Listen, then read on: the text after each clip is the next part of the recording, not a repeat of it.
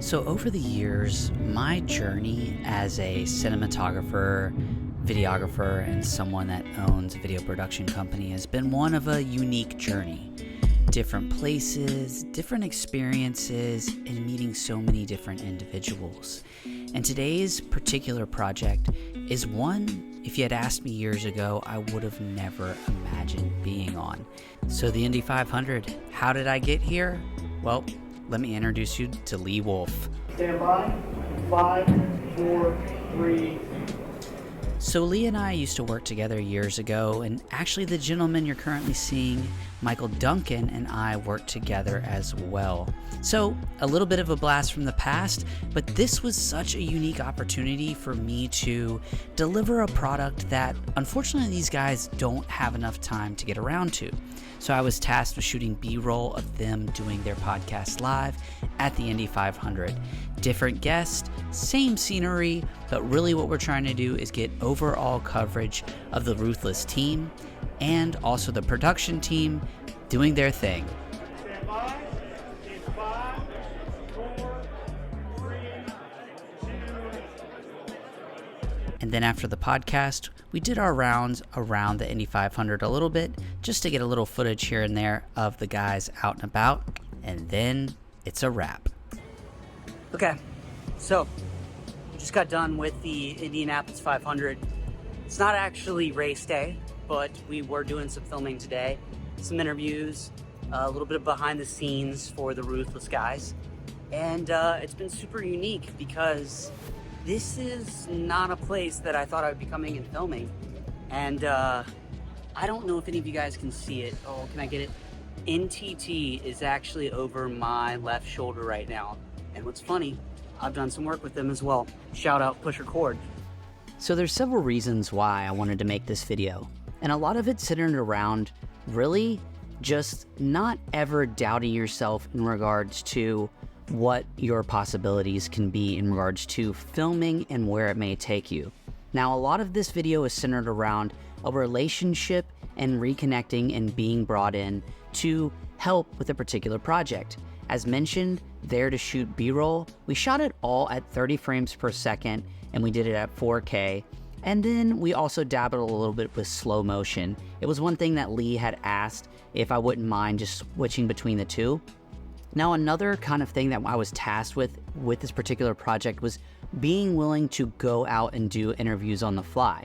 So I had my Lumix S5iix set up on a monopod, and then I had my DJI lavaliers, and I had the 20-60 lens, the kit lens, mainly so I would be ready to go at any moment. Now, the reason I went with the 20-60 was to get big, wide shots, also to have that ability to kind of tighten or zoom in a little bit if needed, but it just gave me more flexibility in regards to big, wide shots. Now, also, if you're wondering, those guys that were actually pulling off the live streaming and filming were using all Blackmagic cameras, paired up with I want to say a diverse set of lenses. Most of them was Canon glass, but they were shooting everything at 4K, and then I want to say downscaling to 1080p. So if you wanted a sense of what they were doing, that's what they were upholding. Now, on my end of things, the deliverables were just one clip that was pretty much a long clip of all the best B-roll. Some of it stabilized, obviously color graded, and so I did that for BTS footage, and then I also did it for some footage that we did walking around the actual Indy 500. Now, as mentioned, everything being shot on a Lumix S5iix, we shot it at log and then color graded with the Rec 709 LUT. And really what I'm just here to say is BTS footage of other people's productions is something that's really come into play for me over the past year.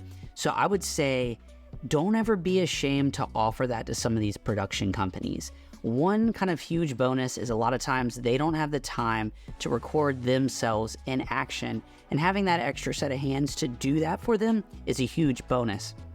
Now, on top of that, I think this is a huge kind of bonus for me, and if you take this opportunity as well, to kind of see how they pull off their productions.